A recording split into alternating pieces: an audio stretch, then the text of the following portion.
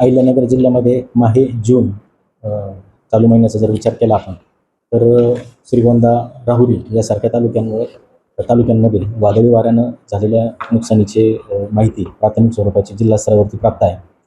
प्रमुख पिकं जी काही बाधित झालेली आहे यामध्ये पपई, केळी, डाळिंब, टोमॅटो यासारख्या पिकांचा समावेश आहे. प्राथमिक अंदाजानुसार साधारणतः 125 हेक्टरहून अधिक क्षेत्रावरती नुकसान झाल्याची माहिती जिल्हा स्तरावरती प्राप्त आहे. आणि स्टँडिंग इन्स्ट्रक्शननुसार तीनही शासनाचे जे विभाग आहेत, कृषी विभाग असेल, महसूल विभाग असेल आणि ग्रामविकास विभाग आहे, तर ह्या तीनही विभागांच्या समन्वयानं पुढील पंचनाम्याबाबतची प्रक्रिया ही क्षेत्रीय पातळीवरून सुरू करण्यात आलेली आहे. माहिती एकत्रीकरण करून शासन स्तरावरती तसा अहवाल सादर करण्यात येईल.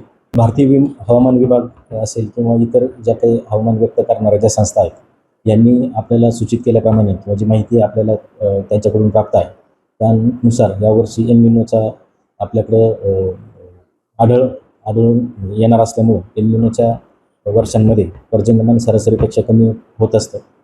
त्याच पार्श्वभूमीवरती जिल्हा कृषी विभागानं कृषी व्यवसायाच्या संदर्भातले जे काही खतं, बियाणे आणि कीटकनाशकांची उपलब्धता करण्याबाबतचं जे नियोजन आहे ते अतिशय काटेकोर पद्धतीनं सुरू केलेलं आहे. त्याची अंमलबजावणी देखील सुरू करण्यात आलेली आहे. सगळ्यात महत्त्वाचं म्हणजे शेतकरी बांधवांना आवाहन करण्यात येत आहे की एल निनोच्या पार्श्वभूमीवरती योग्य पाऊसमान झाल्याशिवाय पेरणी करण्याची घाई शेतकरी बांधवांनी करू नये. योग्य ओलीवर आणि योग्य खोलीवरतीच पेरणी केली तर आपल्याला निश्चितच चांगल्या पद्धतीचं पिकाचा स्टँड त्या ठिकाणी मिळू शकतो. आणि जर समजा अर्धवट ओलाव्यावरती किंवा चुकीच्या वेळी जर आपण पेरणी जर केली तर होणारं जे काही आर्थिक नुकसान आहे ते फार मोठ्या प्रमाणावरती होऊ शकतं. तर याबाबत शेतकरी बांधवांनी थोडीशी दक्षता बाळगणं, त्याबाबतचं आवाहन कृषी विभाग सातत्यानं करीत आहे.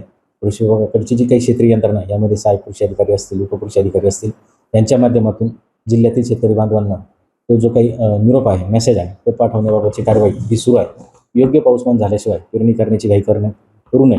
तसंच 15 जून नंतरच साधारणतः पर्याप्त प्रमाणात पाऊस आपल्याकडे होईल अशी चिन्ह असल्यामुळं कुणीही घाई न करता योग्य पाऊसमान झाल्यानंतरच पेरणी करावी असं आवाहन कृषी विभाग करत आहे.